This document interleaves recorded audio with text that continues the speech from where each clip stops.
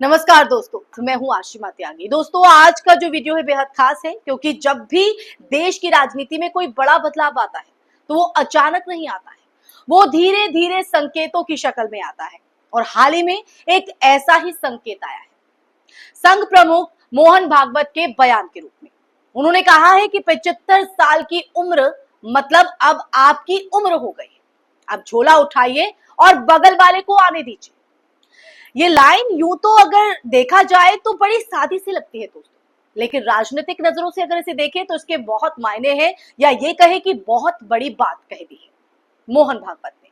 क्योंकि सितंबर 2025 में नरेंद्र मोदी खुद 75 साल के हो जाएंगे और इस वक्त सबसे बड़ा सवाल यही है कि क्या ये बयान सीधे सीधे नरेंद्र मोदी के लिए था? क्या आरएसएस अब अपने सबसे बड़े चेहरे से धीरे धीरे किनारा करना चाहता है? ये सवाल अहम हो जाते हैं और इन्हीं सवालों पर आज चर्चा को आगे बढ़ाते हैं। अब इस सवाल को समझने के लिए हमें थोड़ा सा पीछे जाना होगा। हमेशा की तरह मोदी सरकार के पहले कार्यकाल से लेकर अब तक भारतीय जनता पार्टी की अगर बात करें तो एक अनकही परंपरा चली आ रही है। वो क्या है? 75 साल की उम्र के बाद नेताओं को सक्रिय राजनीति से दूर कर दिया जाता है। लाल कृष्ण आडवाणी हो या मुरली मनोहर जोशी, यशवंत सिन्हा हो या शांता कुमार, सबको उम्र के नाम पर या उम्र के आधार पर साइडलाइन कर दिया गया। जबकि हम सब जानते हैं कि आडवाणी की उम्मीदें क्या थी।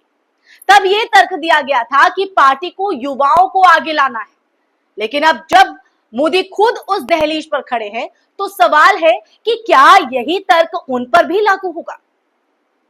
जी हां, मोहन भागवत का ये बयान जो सामने आया है कोई साधारण बात नहीं है दोस्तों, ये बेहद खास हो जाता है। आरएसएस का हर शब्द नपा तुला होता है और वो कभी भी मंच से अनजाने में कुछ नहीं कहता। जब उन्होंने ये बात कही, मोहन भागवत की मैं बात कर रही हूं, अब बगल वाले को मौका दो, तो इसका मतलब सीधे सिर्फ इतना ही था कि वो अपने जीवन की बात कर रहे हैं। ये एक सांकेतिक चेतावनी थी उन लोगों के लिए जो सत्ता के शिखर पर है और जो खुद को अजय मानने लगे। और देश में ऐसा कौन नेता है जो आज सत्ता का सबसे बड़ा चेहरा है दोस्तों? जाहिर है नरेंद्र मोदी। क्या मैं गलत कह रही हूं? ये सीधा सीधा इशारा किस ओर है? अब ये समझना जरूरी है कि क्या संघ और मोदी के बीच कोई टकराव है। इसका जवाब है हां, लेकिन ये टकराव खुले तौर पर नहीं है, ये एक मूक संघर्ष है, यानी दबी जुबान। संघ हमेशा से सामूहिक नेतृत्व में विश्वास रखता है। उसकी राजनीति अगर देखी जाए तो उसकी जो राजनीति है वो व्यक्ति नहीं विचारधारा पर आधारित होती है। जबकि अगर नरेंद्र मोदी को देखा जाए तो नरेंद्र मोदी की जो राजनीति है वो पूरी तरह उनके व्यक्तिगत पर, जो व्यक्तित्व है उन पर टिकी है। मोदी सरकार ने संघ की उस पारंपरिक सोच को भी दरकिनार किया है जिसमें संघ की राय को अहमियत दी जाती थी। चाहे वो अगर देखा जाए तो आर्थिक नीति हो, सेना में अग्निपथ योजना हो, विदेशी निवेश हो या निजीकरण, मोदी सरकार ने अक्सर संघ से जुड़ी संस्थाओं की बात नहीं मानी है। तो ये भी एक टकराव का कारण हो सकता है, इसीलिए सवाल हो रहा है। ये स्थिति अगर देखी जाए तो आरएसएस को बेचैन करती है। उन्हें लगता है कि बीजेपी अब मोदी की पार्टी बन चुकी है, ना कि विचारधारा की पार्टी। और ऐसे में ये कहना गलत नहीं होगा कि यही कारण है, यही वजह है कि अब मोहन भागवत जैसे नेता मंच से ऐसे बयान देकर संकेत दे रहे हैं, या ये कहें कि साफ दे रहे हैं संकेत कि बहुत हो गया, अब आगे की सोचो। ये एक तरह की तैयारी है, स्ट्रैटेजी है, एक पोस्ट मोदी युग की तैयारी। अब आइए देखें कि मोदी के बाद आखिर कौन?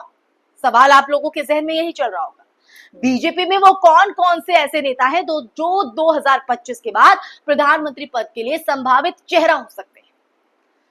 तो इस रेस में अगर सबसे पहले नाम की बात करें तो सबसे पहला जो नाम आता है वो है अमित शाह का। मोदी के सबसे करीबी, बेहद रणनीतिक, चाणक्य उनको कहा जाता है। सत्ता और संगठन दोनों में मजबूत पकड़ है।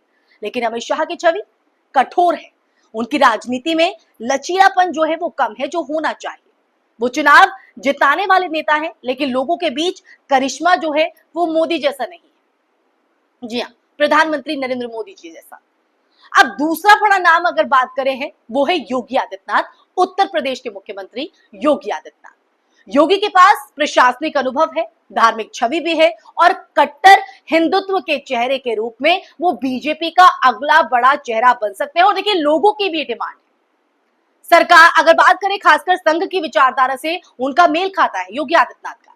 लेकिन एक बड़ी दिक्कत उनके साथ भी है कि योगी और मोदी के रिश्ते कभी भी बहुत अच्छे नहीं रहे।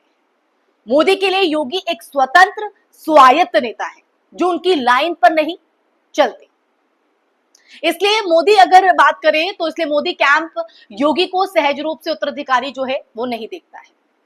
अब उत्तराधिकारी कौन होगा? अब इस तीसरे नाम की बात करें या इस रेस में तीसरा नाम जो आता है वो नितिन गडकरी का है। वो संघ के सबसे करीबी नेताओं में है। गडकरी की अगर बात करें तो उनकी साख एक नीति निर्माता और प्रगतिशील मंत्री की भी है। उन्होंने सड़क निर्माण और अगर बात करें इंफ्रास्ट्रक्चर के लिए क्षेत्र में बहुत काम किया है, वो दिखाई भी देता है लोगों, और कहीं ना कहीं दोस्तों वो दरकिनार भी नहीं किया जा सकता है। और नितिन गडकरी की अगर बात करें तो वो एक प्रभावशाली नेता भी है। उनका जो व्यक्तित्व है वो भी लोगों को पसंद आता है। बहुत ही सौम्य तरीके से वो अपनी बात रखते हैं। लेकिन अगर बात करें गडकरी को मोदी शाह कैंप कभी पसंद नहीं करता है। उन्हें मंत्रिमंडल में भी कई बार नीचा दिखाया गया है दोस्तों। संघ को गडकरी पसंद है लेकिन पार्टी के शीर्ष नेतृत्व में उनका विरोध है। यानी यहां पर भी कुछ पेच फंस सकता है। ये वो नाम बता रही हूं जो इस रेस में आगे है, टॉप है। अब इसके बाद नाम आता है राजनाथ सिंह, एक और नाम है, लेकिन उनकी उम्र खुद 73 के पार है और 2029 तक पहुंचते पहुंचते वो भी 77 से 78 के हो जाएंगे। तो बीजेपी के परंपरागत नियम के मुताबिक वो खुद उम्र की इस सीमा में आ जाएंगे। तो ऐसे में उनके नाम की संभावना है वो भी कहीं ना कहीं कम हो जाती है। इसके अलावा जेपी नड्डा, धर्मेंद्र प्रधान, मनोज तिवारी या भूपेंद्र यादव जैसे नेता हैं, लेकिन इनका जनाधार अभी बहुत सीमित है। एक अहम पद जो प्रधानमंत्री का है उसके लिए सीमित है। ये पार्टी के अच्छे कार्यकर्ता हैं, लेकिन अगर पीएम चेहरा बनने के लायक इनको देखा जाए तो अभी नहीं है, क्योंकि जनाधार की कमी है। अब सवाल आता है दोस्तों कि मोदी जी खुद क्या करेंगे? क्या वो वाकई 75 साल की उम्र में झोला उठाकर निकल जाएंगे जैसा उन्होंने खुद दूसरों से करवाया था, या वो इस 75 रूल को खुद के लिए अपवाद बना देंगे? अभी तक के संकेतों से ऐसा लगता है कि मोदी शायद 2029 तक बने रहने का इरादा रखते हैं, लेकिन संघ की तरफ से जो नैतिक दबाव बनाया जा रहा है, या फिर ये कहा जाए कि मंच से जो मोहन भागवत ने कहा है, वो अपने आप में बहुत मायने रखता है दोस्तों। क्योंकि संघ ये जानता है कि अगर मोदी को समय से रहते रिटायर नहीं किया गया ना, तो पार्टी उनके बाद शून्य में चली जाएगी। बीजेपी में इस वक्त दूसरी पंक्ति जो है वो तैयार नहीं हो रही है, क्योंकि अगर देखा जाए तो पूरा जो फोकस है, सारा का सारा फोकस एक ही आदमी पर टिका है। संघ इससे चिंतित है। वो अब भी ये चाहता है कि पार्टी सामूहिक रूप में चले, ना कि किसी एक व्यक्ति के नाम पर, एक व्यक्ति के आधार पर। संघ की जो विचारधारा है और बीजेपी में अभी जो वक्त चल रहा है, वो कहीं ना कहीं जुदा जुदा राहें लगती है, और ये जुदा जुदा राहों की वजह से ही मंच से इस तरह के बयान, इस तरह के इशारे सामने आ रहे हैं। एक और बात जो है वो ध्यान देने की है, भारत में जनादेश व्यक्ति को नहीं, विचार को मिलना चाहिए। ये संघ का आदर्श है, लेकिन 2014 और 2019 के चुनावों में ये साफ हो गया है दोस्तों कि लोगों ने बीजेपी को नहीं, मोदी को वोट दिया। ये ट्रेंड संघ की सोच के खिलाफ है, और शायद इसलिए अब वो चाहते हैं कि पार्टी फिर से सामूहिक सोच की तरफ जो है, पार्टी को फिर से सामूहिक सोच की तरफ मोड़ा जाए, टर्न कराया जाए। तो दोस्तों अगर पूरी तस्वीर देखें तो पूरी तस्वीर ये बनती है कि मोहन भागवत का बयान मोदी को एक सीधा सीधा संकेत था। अब संघ जो है अब धीरे धीरे मोदी युग को खत्म करने की दिशा में आगे बढ़ रहा है, क्योंकि वो नहीं चाहता कि पार्टी मोदी के साथ खत्म हो। अब जो आने वाला वक्त जो होगा उसमें बीजेपी में एक आंतरिक संघर्ष दिखाई दे सकता है दोस्तों। या दिखेगा संघ बनाम मोदी। जी हाँ, ये संघर्ष अभी अंदरूनी है, लेकिन जल्द ही बाहर भी नजर आएगा, और ये कब आएगा इसके लिए थोड़ा हमें इंतजार करना होगा। अब ऐसे में देखने वाली बात तो ये है दोस्तों कि क्या मोदी खुद 75 साल की उम्र में सत्ता से विदा लेने की नैतिक उदाहरण जो है वो पेश करते नजर आएंगे, या फिर वो खुद को नियमों से ऊपर मानते रहेंगे। तो रेस में कई नाम है, संघ की अपनी विचारधारा है और प्रधानमंत्री नरेंद्र मोदी की खुद की एक विचारधारा है और बीजेपी एक व्यक्ति पर टिकी है, ये कहीं ना कहीं मानती है आरएसएस।